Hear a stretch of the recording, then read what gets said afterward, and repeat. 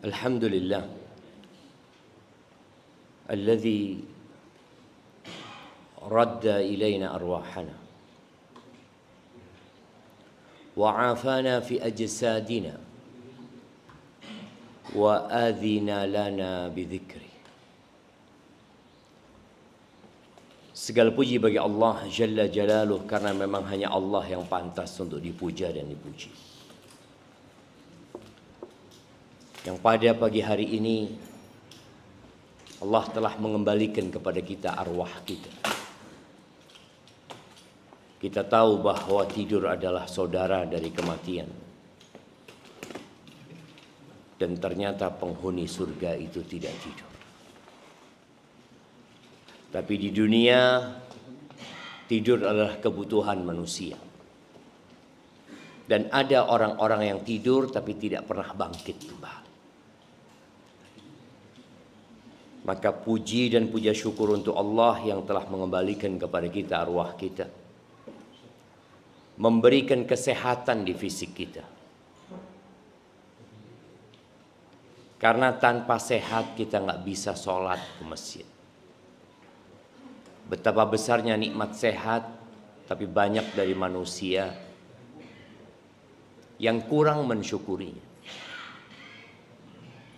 Bahkan tidak sedikit yang beranggapan bahwa sehat itu bukan nikmat.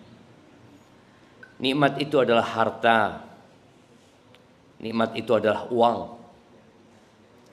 Maka semoga kita sadar bahwa harta dicari, harta dikeluarkan demi untuk mendapatkan kesehatan. Berapa banyak manusia yang harus menjual apa yang dia miliki demi berobat. Tapi ternyata uang dikeluarkan, harta dibelanjakan, dia tetap tidak sehat.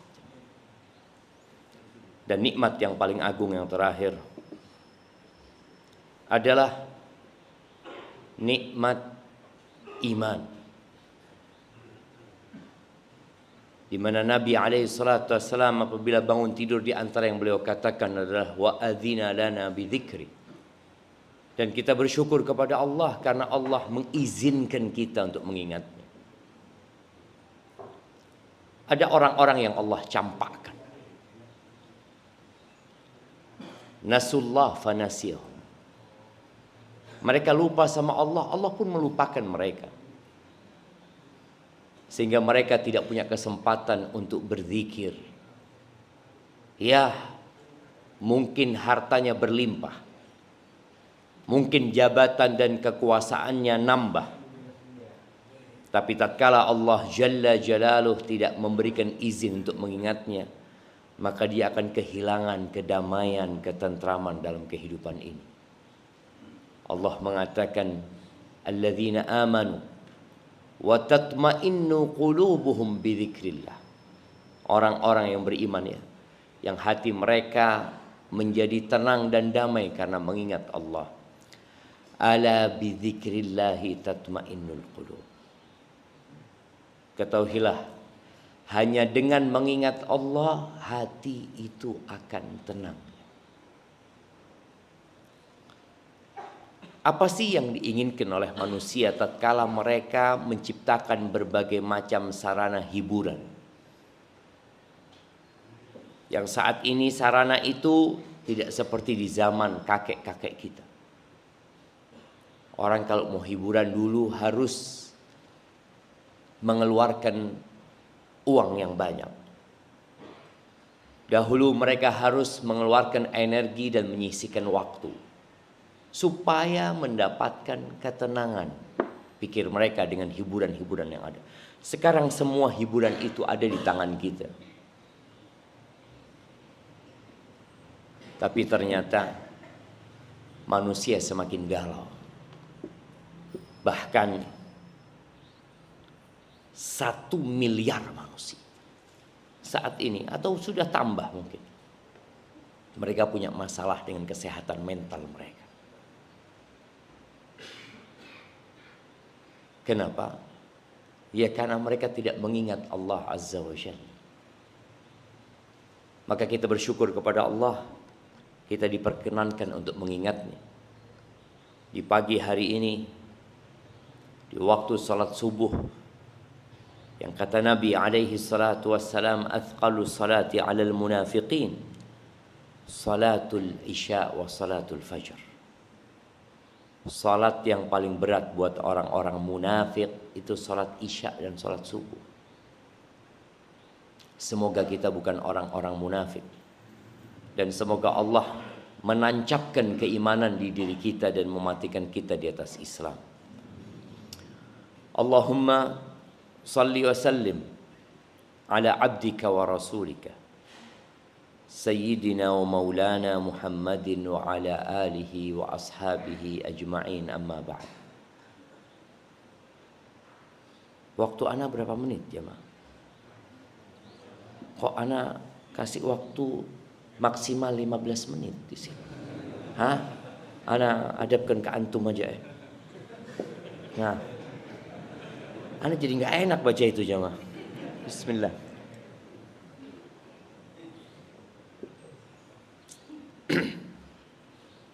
Apa tema kita hari ini jemaah? Nah, apa? Adil. Tentang keadilan. Ada orang yang merasa berbuat adil. Merasa berbuat adil. Tapi ternyata orang itu merasakan ketidakadilan. Oleh karena itu Allah akan menegakkan pengadilan pada hari kiamat. Karena adanya manusia-manusia yang merasa telah berbuat adil, dan ada orang-orang yang tidak merasakan keadilan itu, sehingga perlu ditegakkan pengadilan untuk menetapkan apakah benar orang ini berbuat adil, apakah benar perasaan orang ini tidak merasakan keadilan itu.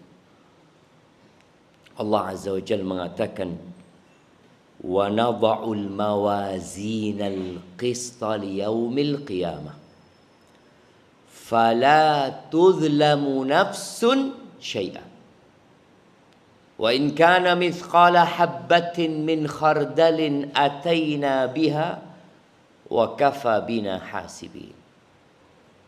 Kata Allah, kami kelak pada hari kiamat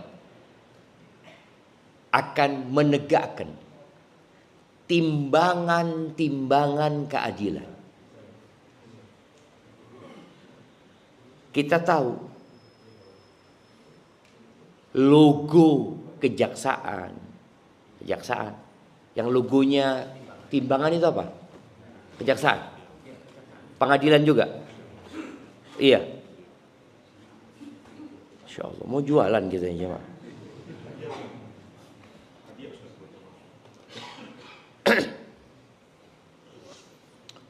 Logonya timbangan.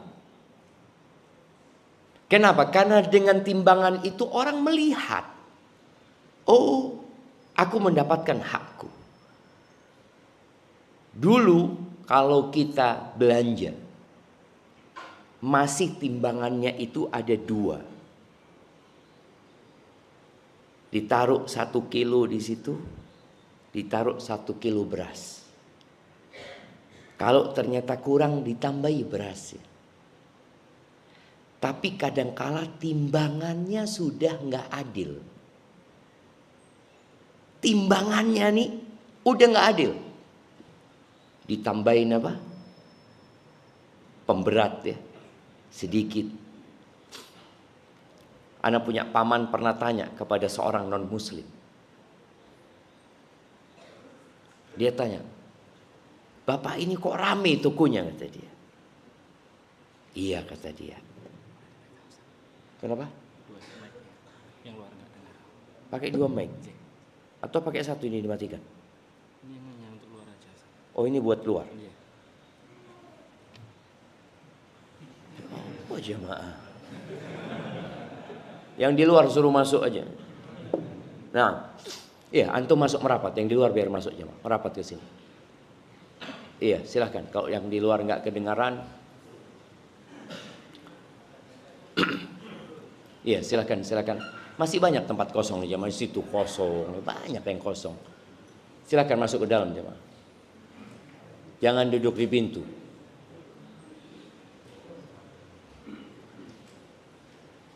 Masih ada yang di luar? Iya, bisa masuk ke dalam. Yang di luar silakan masuk. Di dalam masih banyak tempat, insyaallah. Di dalam ada kopi, ada teh juga ya. Ada.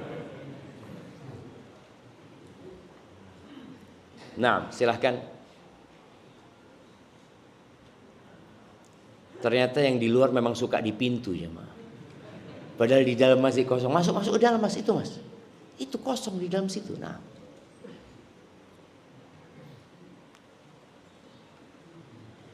Iya, silahkan. Yang di luar masih kosong di dalam, jamaah. Karena kalau pegang ini sama ini nggak bisa ceramahnya, jamaah. Imma ana pegang ini, iya. Sampai mana kita? Enggak, bukan logo kejaksaan, gimana?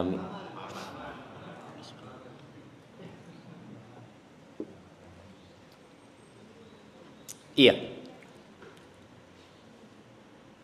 Dia tanya sama orang ini, kok rame tukunya? Kata dia, ternyata caranya dia adalah ketika orang belanja beras, dulu kan masih yang zaman dulu jemaah, itu selalu dia tambahkan berasnya. Jadi orang suka kalau beli sama fulan ditambahin. Yang di pintu dengar enggak? Dengar apa tidak? Dengar, alhamdulillah. Ditambahkan kata dia. Akhirnya orang suka. Karena kalau beli sama fulan ditambahkan. Tapi kata dia, timbangannya dikurangi. Dulu orang nggak ngecek di rumahnya, jemaah. Zaman dulu nggak zaman sekarang ya, timbangan murah orang bisa ngecek, enggak. Dulu kalau mau nimbang ya berangkat ke toko kelontong itu. Karena model timbangannya lama. Maka Allah Azza wa Jalla mengatakan wa nadha'ul mawazinal qista liyaumil qiyamah. Kita letakkan timbangan-timbangan keadilan pada hari kiamat. Timbangannya sudah adil. Fala tudlamu nafsun syai'a. Tidak akan ada satupun jiwa yang dizalimi. Semua akan merasakan keadilan. Wa in kana mithqala habbatin min khardalin ataina biha. Walaupun perbuatan itu hanya seberat biji sawi. Siapa yang pernah nimbang biji sawi? Kita tahu timbangan di muka bumi ini tingkat sensitivitasnya beda-beda. Bisakah kita nimbang beras di timbangan emas? Beras 1 kintal taruh di timbangan emas. Tak bisa. Tapi timbangan pada hari kiamat ternyata bisa untuk menimbang biji sawi. Dan bisa untuk menimbang yang besar. Semuanya bisa. Nggak akan ada yang zalim. Wa kafa bina hasibin. Cukup kami sebagai penghisap. Kata Allah Azza wa Jalla. Itu kelak pada hari kiamat. Maka kita di muka bumi ini perlu bermuhasabah. Sebelum kita dihisap nanti. Apakah kita sudah adil? Karena nggak ada ruang untuk kezaliman buat Allah Azza wa Jalla. Allah Azza wa Jalla menyebutkan dalam sebuah hadis qudsi, ya ibadi inni haramtu dzulma ala nafsi. Wahai hamba-hambaku, sesungguhnya aku mengharamkan kezaliman atas diriku. Allah telah mengharamkan kezaliman atas diri. Wa ja'altuhu bainakum muharraman. Dan aku jadikan kezaliman itu haram di antara kalian. Fala tadzalamu. maka kalian jangan saling melakukan kezaliman. Kalau kita lihat ayat-ayat Al-Quran yang melaknat orang-orang yang zalim, itu sangat banyak sekali. Dan orang yang zalim itu terkadang tidak langsung mendapatkan hukumannya. Kita lihat orang ini zalim loh, tapi pancet uripe seneng. Mau kayak gitu kan. Itu terlihat. Maka kata Nabi SAW, innallaha la yumhil lidzalim. Allah benar-benar memberikan waktu kepada orang zalim. Makanya kita waktu baca sejarah ya, kenapa sih Abu Jahal kok tidak mati-mati ya? Padahal dia zalim banget gitu. Dia menzalimin, bahkan membunuh keluarga Ammar bin Yasir. Itu Abu Jahal yang menusuk kemaluannya Sumayyah, ibundanya Ammar. Tapi dia tetap hidup ya. Kejadian itu di awal-awal Islam, dia baru mati ketika perang Badar. Jaraknya kurang lebih 10 tahun. Dia baru mati. Baru mendapatkan hukuman.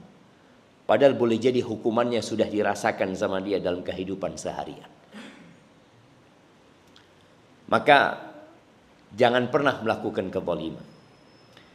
Allah melaknat orang-orang yang zalim. Dan Allah tidak memberikan hidayah kepada orang-orang yang zalim. Allah memerintahkan kepada keadilan. Innallaha ya'muru bil adli wal ihsan wa ita'i dzil qurba. Allah memerintahkan agar berbuat keadilan dan ihsan. Baik, Anda mau tanya. Karena ada hadiah di sini. Walaupun terlalu banyak hadiahnya jamaah. Iya. Apa perbedaan adil dan ihsan?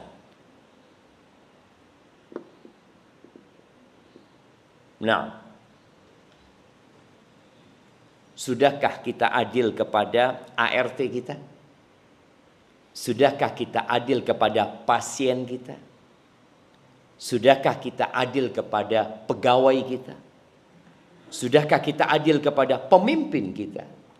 Sudahkah pemimpin itu adil kepada rakyat? Apa perbedaan adil dengan ihsan? Innallaha ya'muru bil adli wal ihsan. Itu ayat yang sering dibaca di mimbar ini biasanya pada hari Jumat ya. Mengingatkan manusia akan perintah Allah Azza wa Jalla. Baik. Jamaah. Naam, tafadhal.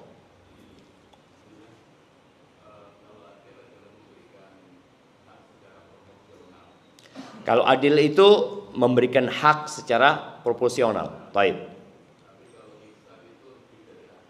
Masya Allah.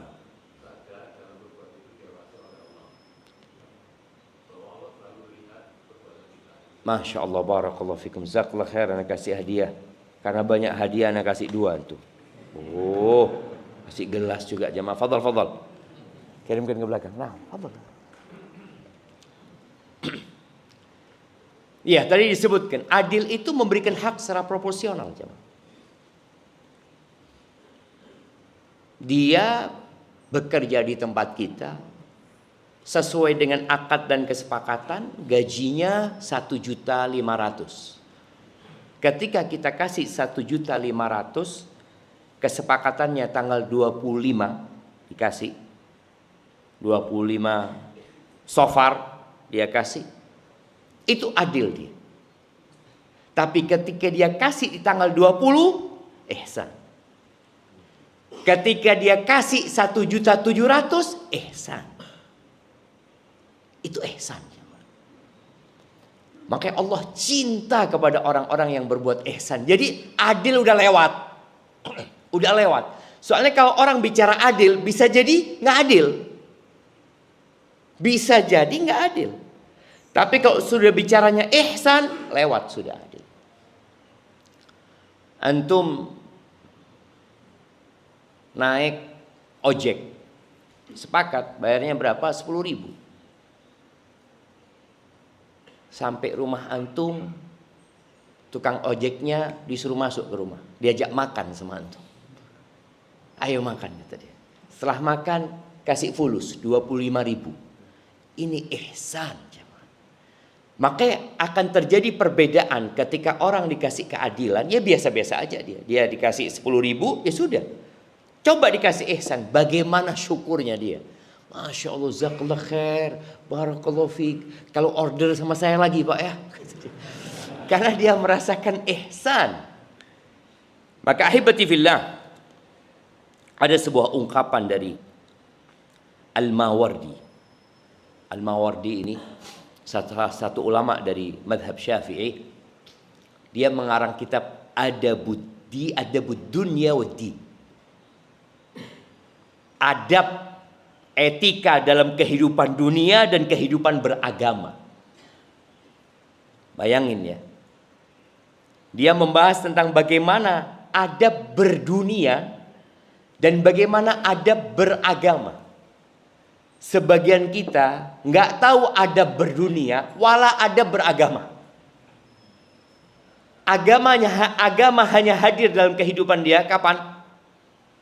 Kalau lahiran, akikoh, baru datang. Kemudian kalau pernikahan, terus kalau mati. Dia pikir agama hanya ngurusin lahir, nikah, mati. Enggak. Agama mengurusin semuanya. Sejak engkau sebelum lahir pun sudah diurusin. Setelah mati pun engkau diurusin dalam agama itu. Ada adab berdunia. Kata Al-Mawardi, inna mimma tasluhu bihi halud dunya qaidatul adli syamil. Kata dia, sesungguhnya termasuk yang memperbaiki kondisi dunia. Kalau kita melihat kondisi negeri kita, kondisi dunia secara umum, yang dapat memperbaiki kondisi ini adalah kaidah keadilan yang universal, yang tidak membeda-bedakan. Kita kan tahu Islam ini kalau sudah bicara keadilan tidak membedakan antara muslim sama kafir. Enggak. Oh karena dia kafir kita boleh zolimi. Enggak ada jemaah ceritanya. Bagaimana kisah Ali bin Abi Thalib ketika dihadapkan karena punya masalah di pengadilan. Ali ini khalifah. Ali ini khalifah.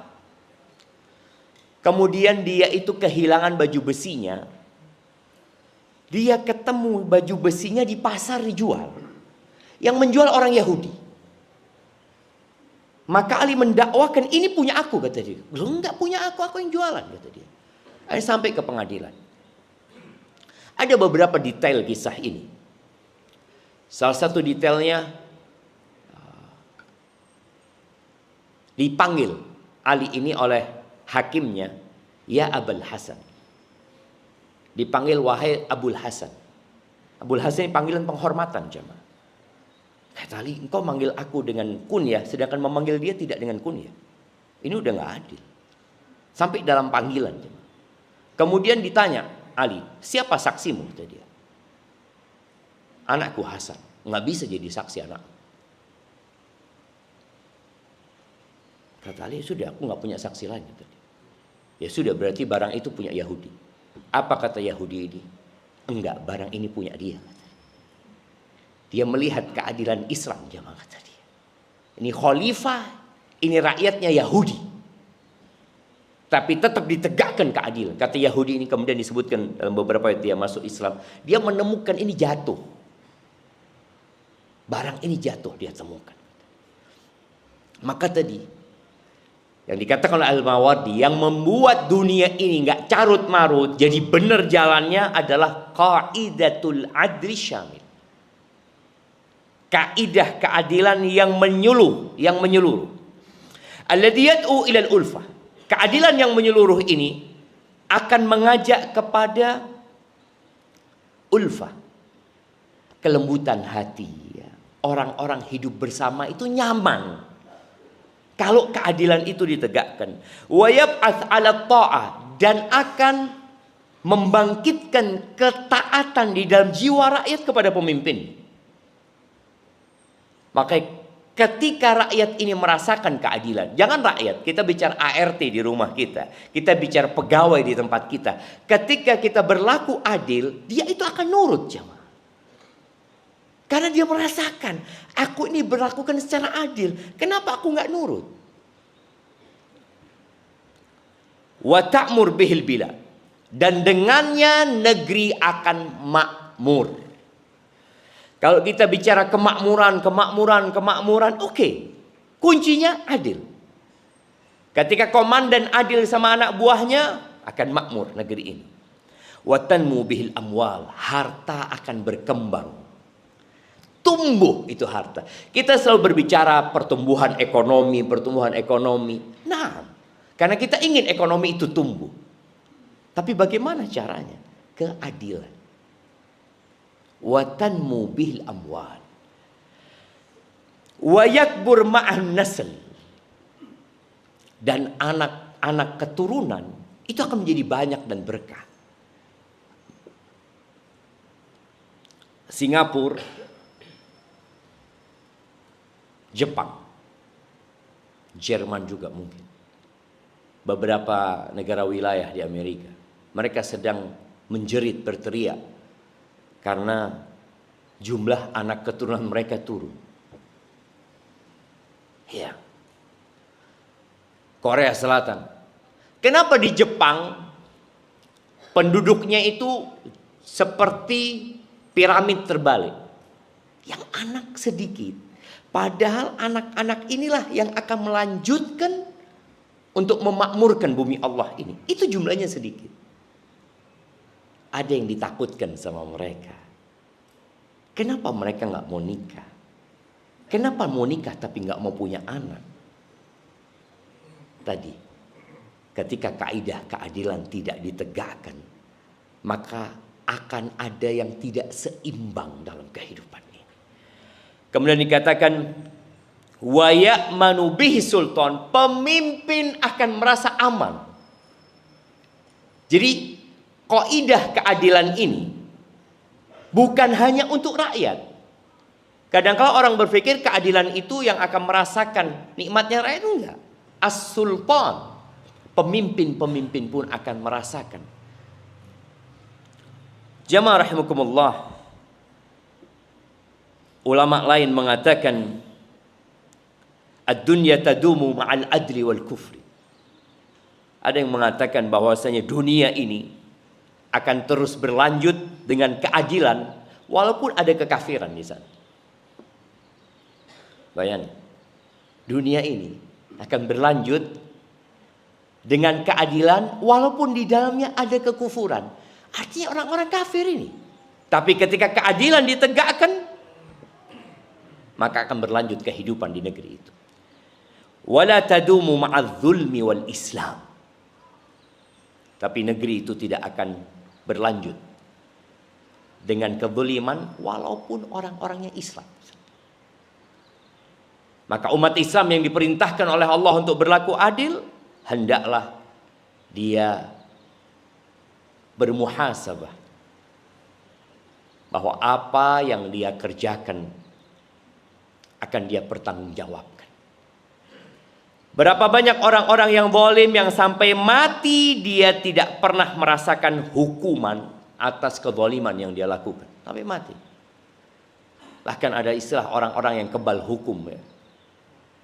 Nggak bisa. ART nggak bisa nuntut majikannya. Berapa banyak ART yang dizalimin sama majikannya. Ada yang disetrika, ada yang dilempar piring umpamanya. Dan ternyata majikannya itu orang besar, orang berduit.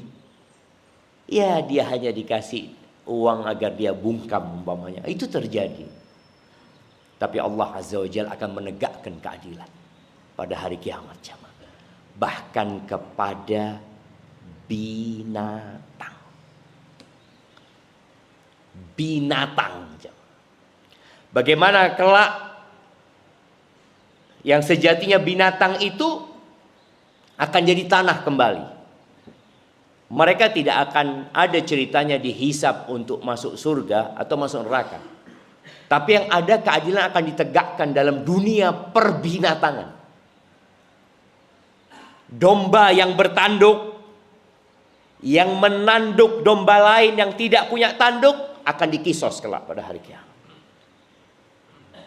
Maka jangan pernah merasa aman ketika kita melakukan kezaliman. Ahibati fillah,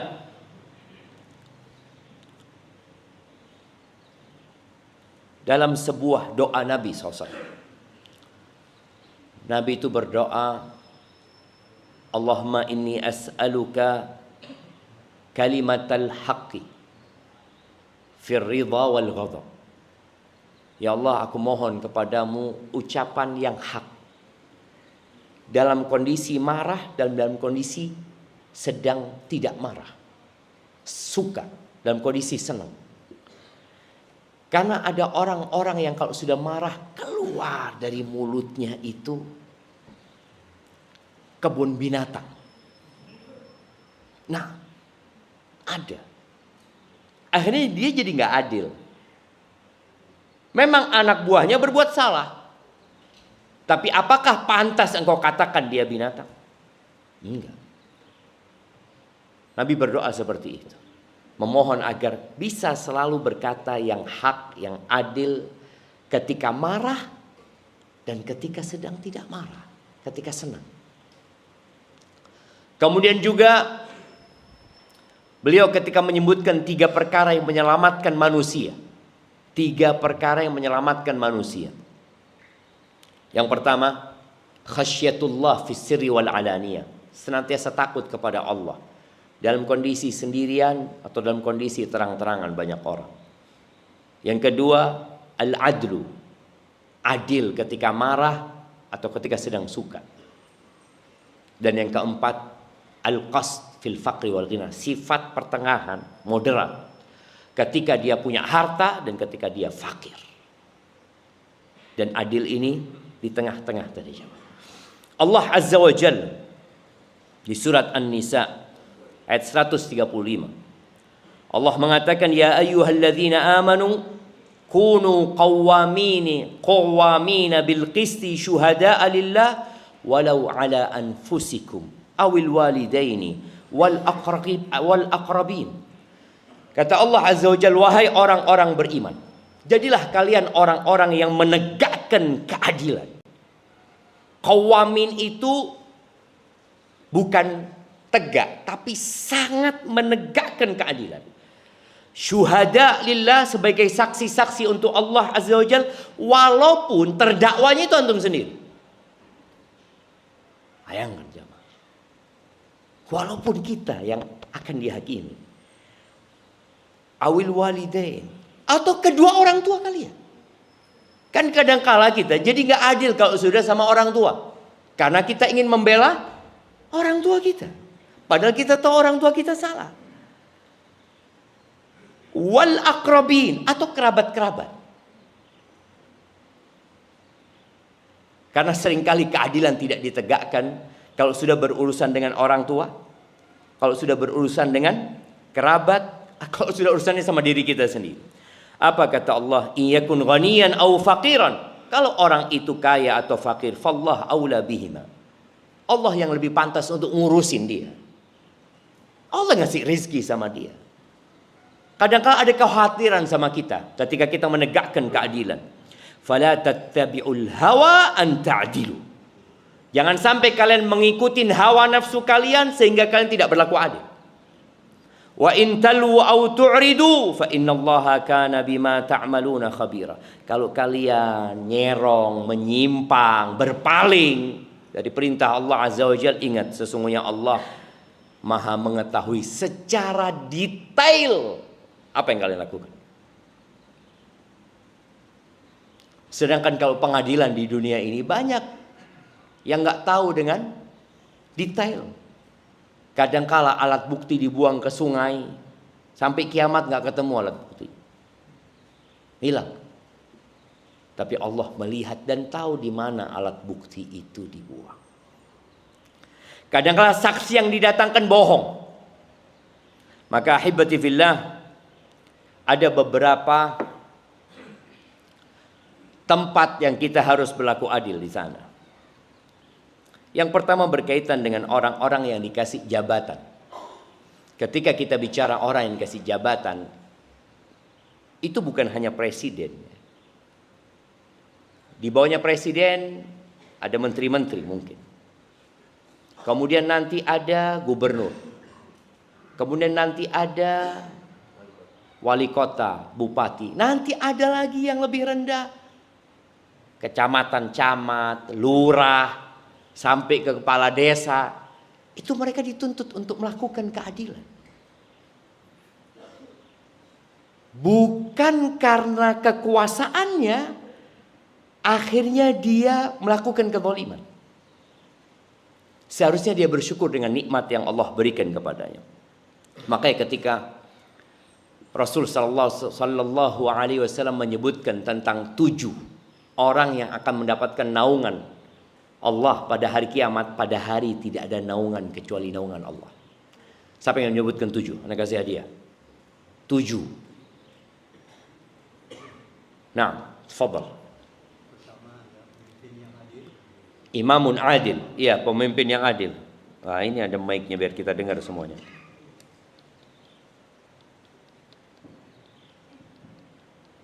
Ternyata nggak bunyi jamaah. Nah, oh itu.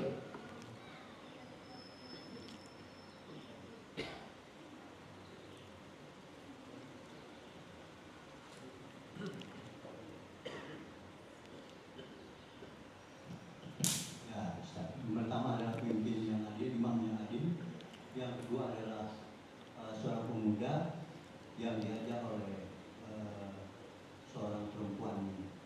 Seorang laki-laki. Ya, seorang laki-laki. Yang diajak oleh perempuan yang cantik, yang bangsawan untuk berzina, lalu dia mengatakan aku takut kepada Allah. Baik, yang ketiga.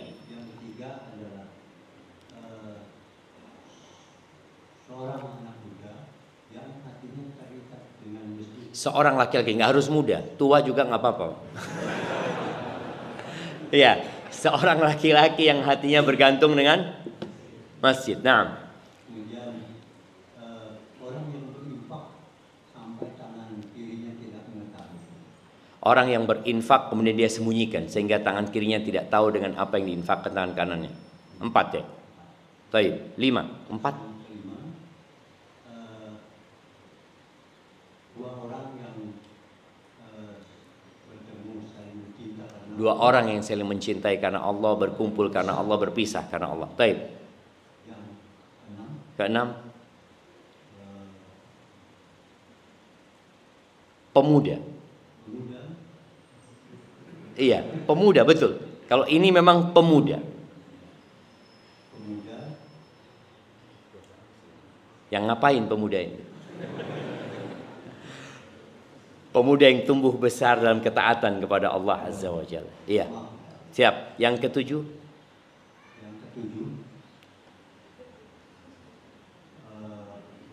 orang yang berzikir sendirian. Masya Allah. Nah, kemudian dia meneteskan air matanya. Masya Allah. Barakallahu fikum. Masya Allah. Anak kasih hadiah 2 juga jemaah. Ada amplopnya. Tidak tahu ini amplop ada isinya benda.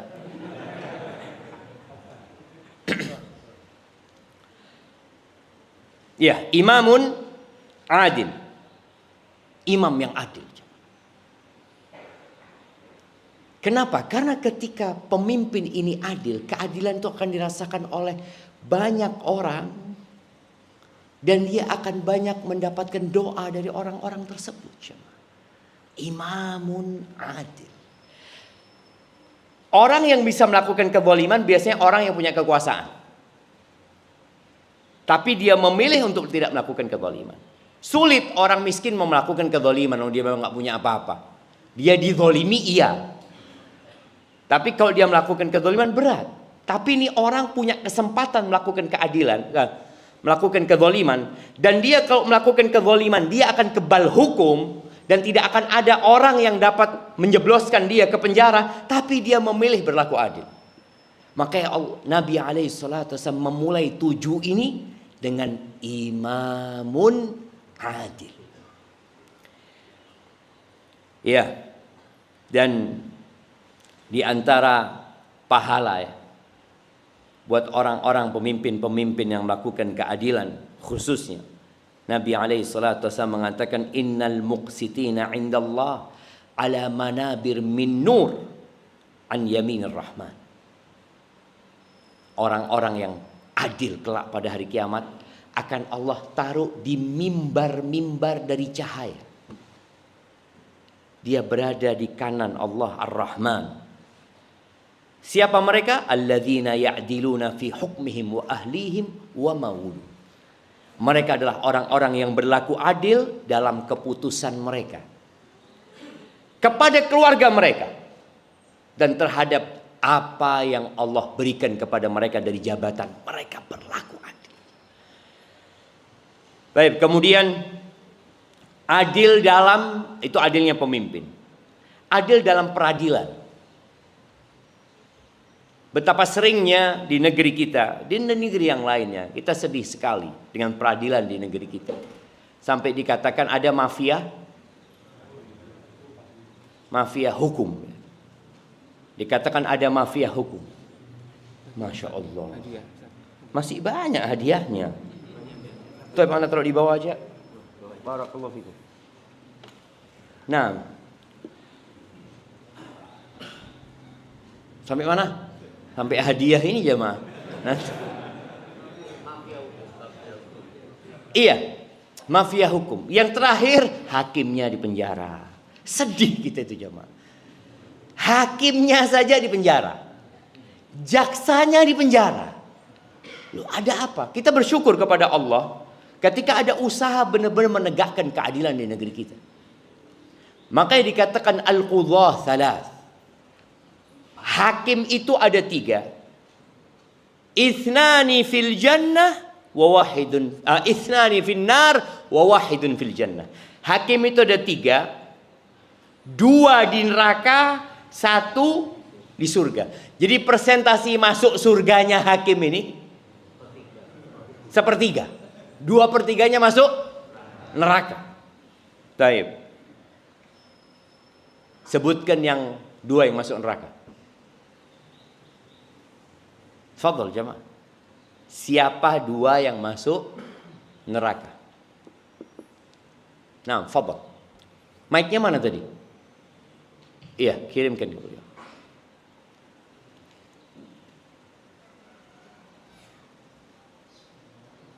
Dua hakim yang masuk neraka, yang pertama adalah hakim yang dia tidak berilmu dan dia tidak bisa memutuskan dengan adil. Yang kedua, hakim itu dia tidak berilmu, akhirnya dia tidak memutuskan dengan adil. Bukan karena sengaja, tapi karena kebodohan dia. Ya, yang pertama itu. Yang kedua, hakim yang berilmu, tapi dia tidak menggunakan ilmunya itu untuk menetapkan keadilan. Masya Allah, barakallahu fikum. Sahih. Bahkan dia tahu kalau ini salah, tapi dia benarkan jemaah. Tambah banyak hadiahnya di sini jemaah. Oke, kita kasih. Masya Allah. Kirimkan kepada beliau. Jazakallahu khair, syukur. Naam. Di surat An-Nisa ayat 58 Allah mengatakan wa idza hakamtum bainan nas an tahkumu bil adli. Kalau kalian memutuskan hukum di antara manusia, hendaklah kalian memutuskan dengan keadilan. Dengan keadilan. Apa sih yang dicari manusia di dunia ini jemaah? Banyak yang berpikir dengan dia mendapatkan uang banyak, dia akan hidup bahagia. Sehingga tidak sedikit sogok menyogok itu ada di pengadilan. Untuk mengambil hak orang lain. Yang akhirnya si hakim ini melakukan kezaliman, yang nyogok pun melakukan kezaliman. Kalau di dunia mereka mendapatkan hak saudaranya resmi, sah secara negara, tapi secara agama tidak akan pernah jadi sah. Maka jangan sampai kalau keputusan itu ternyata tidak benar, jangan sampai kita menerima keputusan itu. Baik, kemudian yang ketiga, adil dalam memberikan persaksian. adil dalam memberikan kesaksian. Karena ada saksi-saksi palsu yang dihadirkan untuk bersekongkol dengan orang yang mendakwakan haknya ini, padahal dia bohong sebenarnya. Itu terjadi. Yang keempat, adil dalam memperlakukan istri-istrinya. Kalau istrinya lebih dari satu. Kalau satu ya mau adil gimana Ustaz? Memang cuma dia saja. Tapi yang punya istri lebih dari satu. Kata Nabi alaihi salatu wassalam ya. Makanya ketika Allah berbicara tentang poligami, Allah berbicara tentang adil. Allah mengatakan fankihu ma tabalakum minan nisa mathna wa thulatha wa ruba'. Ini ayat sebenarnya berkaitan dengan keadilan juga kepada anak-anak yatim yang dipelihara. Karena kadang-kala ada orang ini melihara anak yatim sampai besar, kemudian dia nikahin anak yatim ini. Tapi dia tidak berikan haknya. Maharnya tidak diberikan dengan sempurna kepada anak ini. Dizalimin tuh anak yatim itu. Kata Allah Azza wa Jalla, sudah engkau bisa nikah yang lain. Nikahilah perempuan-perempuan yang kalian sukai, yang baik. 2, 3, atau 4. Fa in khiftum alla ta'dilu fawahidah. Kalau kalian khawatir tidak mampu berlaku adil, maka cukup satu. Jadi ini perintah Allah yang bersyarat. Kadang-kala ada orang yang dikompori sama temennya. Antum kenapa tidak kawin lagi? Fulus sudah ada. Apa? Bismillah kata dia. Loh, Allah Azza wa Jalla memberikan arahan, tapi dengan syarat. Kalau kalian takut tidak bisa berlaku adil, cukup satu. Cukup satu. Auma malakat aimanukum, atau budak. Dulu masih ada perbudakan. Orang dulu bisa beli budak. Kalau sekarang ada budak, antum beli jemaah. Nah, maka orang yang tidak berlaku adil di dunia ini, karena dia nikah lagi, kadang-kadang dia lebih condong kepada yang pertama, atau lebih condong kepada yang kedua, atau lebih condong kepada yang ketiga, atau lebih condong kepada yang keempat. Kata Nabi alaihi salatu wassalam, man kanat lahum ra'atan, barang siapa yang memiliki 2 istri, famala ila ihdahuma, kemudian dia condong kepada salah satunya, jaa yaumal qiyamati wa syiqquhu ma'il, dia akan datang pada hari kiamat dengan kondisi rusuknya itu miring, seperti orang yang kena stroke jalannya, dan dia akan disaksikan oleh orang-orang semua di padang mahsyar. Ini yang punya istri lebih dari satu kemudian tidak melakukan keadilan. Maka tolong yang berpikir untuk menikah lagi, bapak-bapak, ibu-ibu senang kalau lihat ini, ya Ustaz, biar suaminya tidak kawin lagi. Iya, yang berpikir untuk nikah lagi, ingat dengan pesan dari Allah Azza wa Jal, fa in khiftum alla ta'dilu fawahidah, cukup satu. Kemudian adil dalam memperlakukan anak-anak. Ini ruang keadilan yang kadangkala lupa. Orang berpikir keadilan itu di mahkamah. Loh enggak, di rumah kita juga harus ditegakkan keadilan. Kita adil enggak sama anak-anak kita? Karena ada orang tua yang lebih cinta kepada salah satu anaknya, boleh. Karena bicara hati ini enggak bisa kita sama anak-anak kita. Anak sayang sama dia Ustaz, karena dia punya kebutuhan khusus Ustaz. Yang satunya enggak. Tapi kalau dalam pemberian dan pembagian, tolong yang sama. Memang ada khilaf di antara para ulama, apakah membagikan kepada anak-anak itu seperti membagikan dalam urusan warisan. 1:2 atau 2:1. Wallahu a'lam, pendapat yang lebih kuat mungkin sama rata. Karena itu bukan warisan, tapi itu pemberian kepada anaknya. Pernah ada seorang sahabat ya, yang datang kepada Nabi SAW. Dia mengatakan, ya Rasulullah, aku ini memberikan hadiah budak kepada anaknya. Nama anaknya Nu'man. Tapi ibunya nggak mau kecuali engkau jadi saksinya. Ibunya tidak mau kecuali engkau jadi saksinya. Terus ditanya sama Nabi SAW. Ini seorang istri yang solehah. Jadi buat emak-emak nih, kadang-kala ngasih nasihat suaminya nggak bisa. Karena suaminya pemimpin. Dia merasa dia yang paling benar. Maka suruh suaminya tanya kepada ustaz. Katakan, iya bang, coba engkau tanya bang. Kalau memang katanya ustaz boleh, bismillah gitu. Ini sang istri nggak mau debat panjang sama suaminya. Maka disuruh suaminya berangkat ke Nabi SAW dan Nabi jadi saksi. Apa kata Nabi SAW? Akulla waladika nahalta? Apakah semua anakmu engkau kasih pemberian yang sama? La, kata dia, enggak. Lalu apa kata Nabi SAW? Fa'ashhid ala hadha ghairi. Cari saksi yang lain. Aku enggak mau jadi saksi atas kezaliman.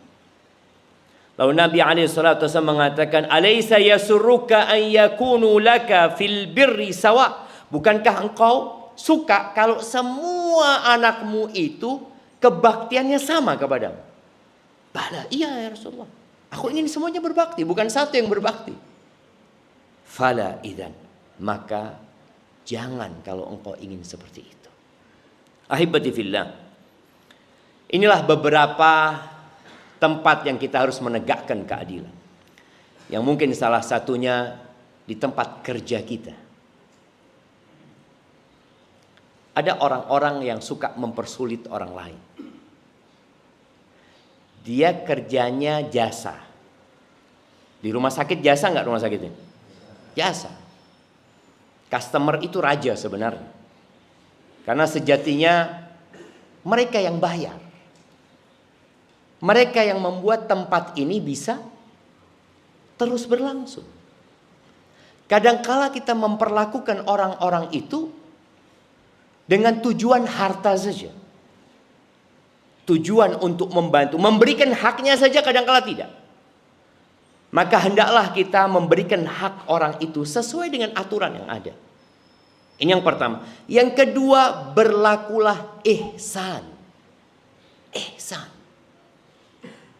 Ada dokter-dokter yang Masya Allah, ketika dilihat orang ini nggak mampu, bayaran dia nolkan. Ini ihsan. Kalau dia minta, dia hanya minta haknya. Dan itu boleh gitu loh. Itu adil. Tapi ketika dia berlaku ihsan, itu akan menjadi lebih baik. Kepada ART kita, itu rumah sakit sudah.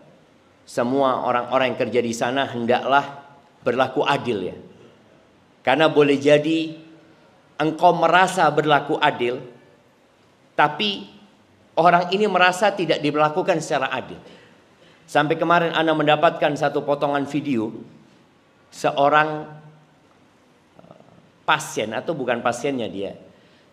Ketika dia berada di tempat resepsionisnya atau informasinya, dia marah, komputernya itu dia lempar. Iya, antum nonton itu seperti itu. Kenapa itu terjadi? Karena dia tidak merasakan keadilan. Sedangkan yang bekerja merasa sudah memberikan haknya. Maka nanti pada hari kiamat akan disidangkan hal ini. Ini akan disidangkan. Dan sebagian orang yang di tempat pelayanan ya, di satpam apa, kadang-kadang mereka sibuk dengan handphonenya. Engkau sudah tidak profesional kerjanya. Sampai Anda berpikir ya kita punya lembaga pendidikan. Apa ketika jam kerja nggak boleh pegang handphone? Karena orang kalau nggak pegang handphone, terus terang Anda merasakan ketika Anda nggak pegang handphone, waktu Anda banyak.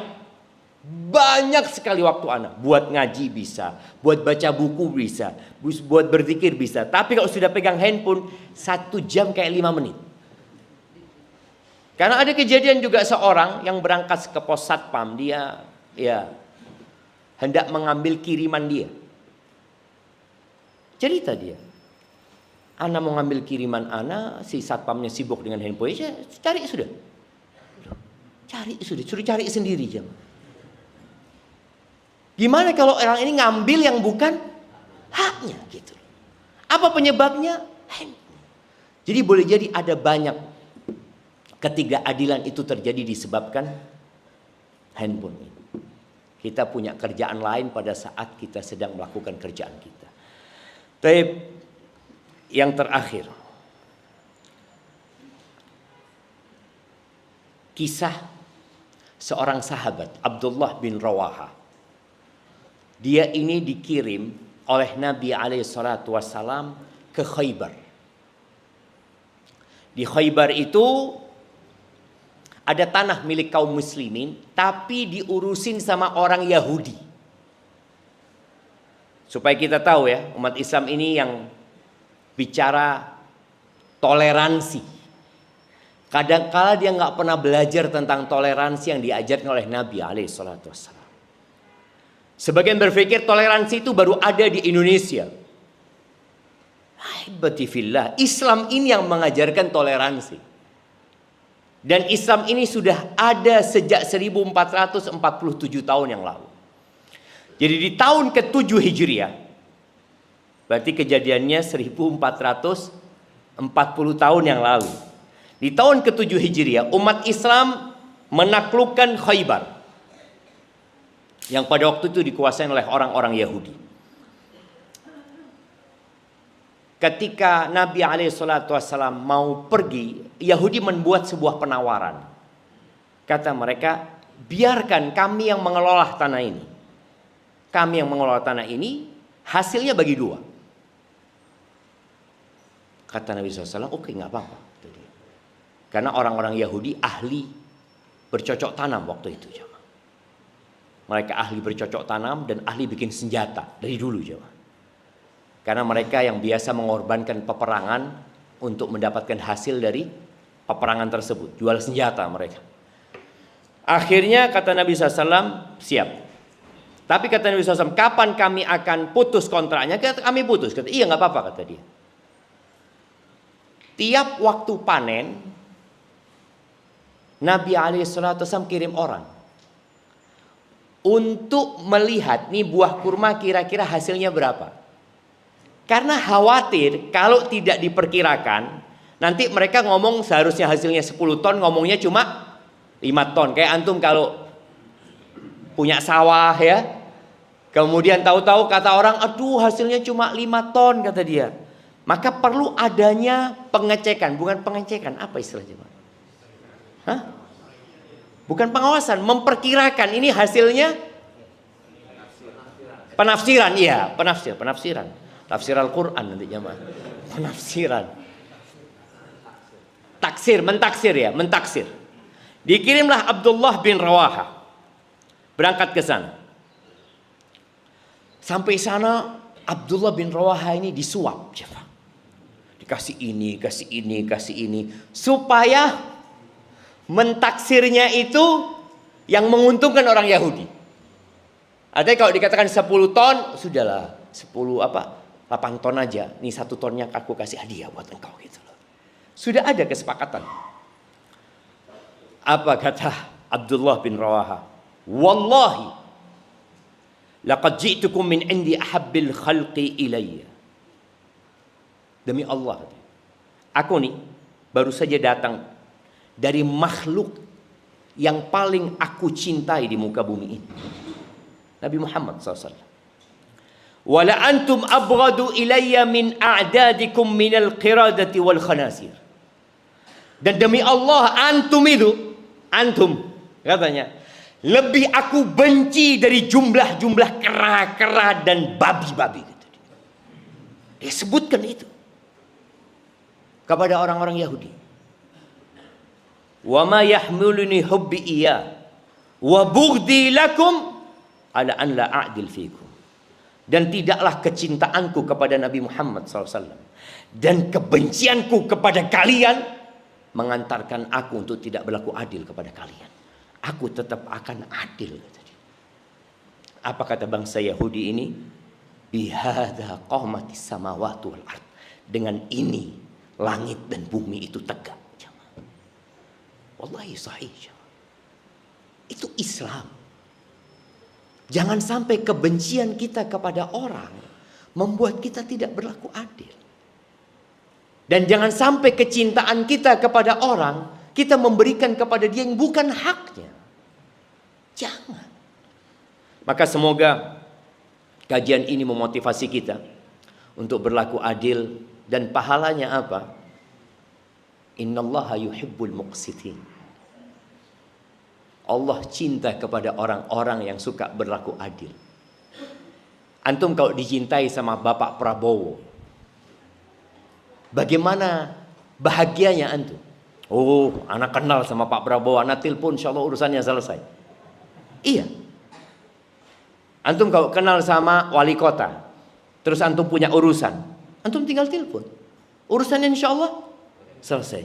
Gimana kalau yang cinta sama antum itu Allah Azza wa Jalla, Rabbul Alamin? Gimana syarah? Maka usahakan kita bersungguh-sungguh untuk meraih cinta Allah Azza wa Jalla dengan berlaku adil. Bukan hanya tadi yang berkaitan dengan pemimpin, tapi di rumah kita, di keluarga kita, di tempat kerja kita, berlakulah adil, insya Allah. Allah Azza wa Jalla akan memberikan cintanya. Dan orang kalau sudah dicintai Allah, apa yang dipinta akan dikasih, urusannya akan dimudahkan, apa yang dikhawatirkan akan diamankan atas dirinya. Itu yang dapat Anda sampaikan jamaah. Dan ternyata matahari sudah terbit. Ya rahsana. Subhanakallahumma wa bihamdika asyhadu an la ilaha illa anta astaghfiruka wa atubu ilaik. Wassalamualaikum warahmatullahi wabarakatuh.